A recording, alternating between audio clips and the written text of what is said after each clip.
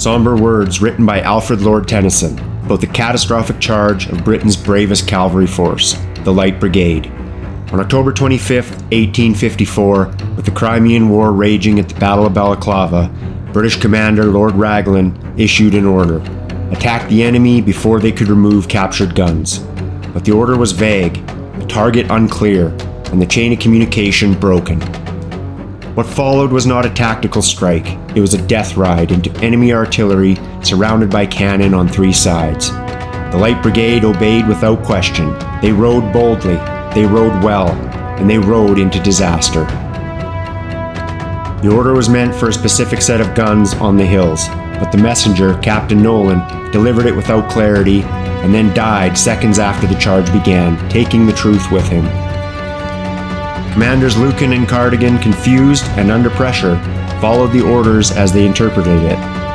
No one stopped to verify, no one asked for confirmation. Cannon to right of them, cannon to left of them, cannon in front of them. They rode directly into a valley lined with Russian artillery, an absolute killing zone. Within minutes, nearly half of the 600 men were dead. Fast forward to March 23, 2005. The BP Texas City refinery, one of the most advanced facilities in the United States. That morning, operators began preparations for startup of the isomerization unit. Unknown to them, the distillation tower was already overfilled with highly flammable hydrocarbons.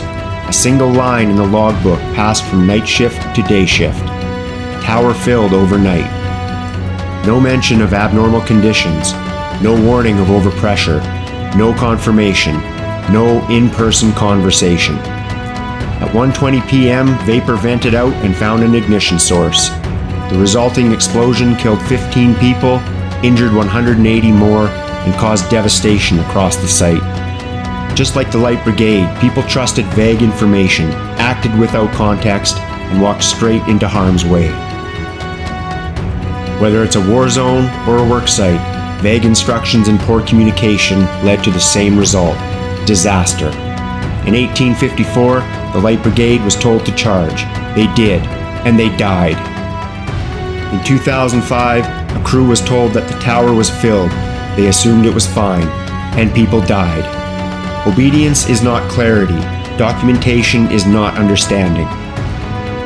In our industries, oil and gas, construction, emergency response, utilities, communication is not a formality. It's a life-preserving tool. Here's what must change. Be explicit. Don't leave interpretation to chance. Be precise in every logbook, permit, and task order. Confirm understanding. Use closed-loop communication. Say it back, and verify it's understood. Encourage clarification. Create cultures where people are expected to ask questions, even of authority. Structure your handovers. Use tools like pre-task briefings, checklists, and face-to-face transitions, not vague log lines. Don't let just following orders ever be an excuse. Every person on the front line has the right and the responsibility to speak up when something doesn't make sense. Into the jaws of death, into the mouth of hell, rode the 600. Let their ride, brave but blind, become a cautionary tale.